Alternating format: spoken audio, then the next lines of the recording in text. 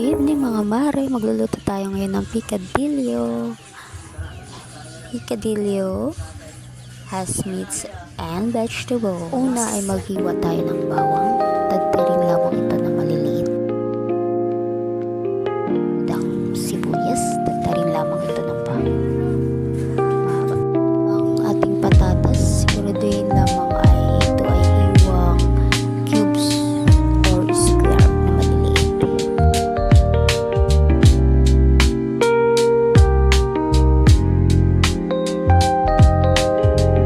Pala sa ating mga ingredients ay green peas at pasas. Tapos na maliliit ang ating ginamit.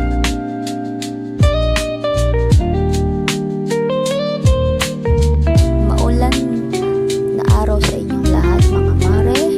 Ano ang ulam ninyo dyan? Comment down.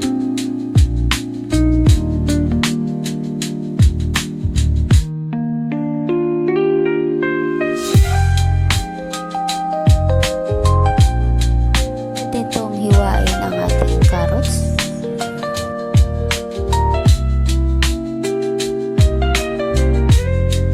Tulad ng patatas, hiwain lang din ito ng maliliit na cubes.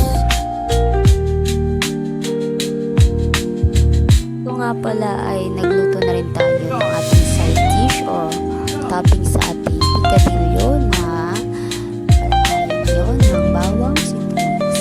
Nito ay ang karne, giniling na mga kalating kilo nga pala ng baboy ang aming ginamit.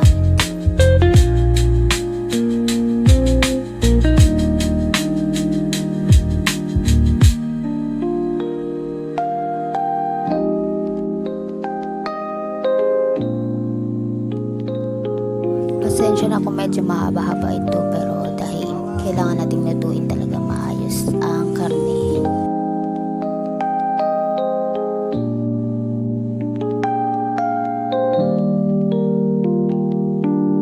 Kasunod nito ay naglagay tayo ng mga isa't kutsi bilang pampalasa ng karne.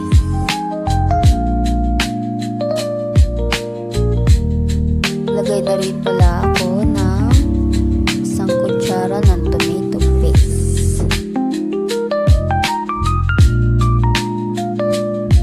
Haluin lamang ito ng mabuti para kumulay ang karne.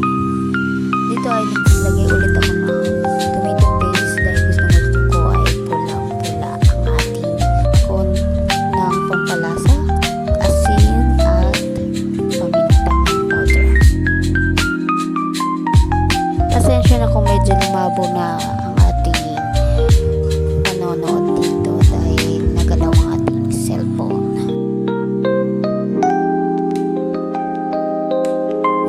Excuse me mga mare, nahatching ako sa paminta. Ay, naglagay na tayo ng tubig, mga isang baso. Naglagay ulit tayo ng asin. Ang asin ang ginagamit namin dito ay iodized salt. Narit pala natin ang ating gulay, ang carrots at patatas.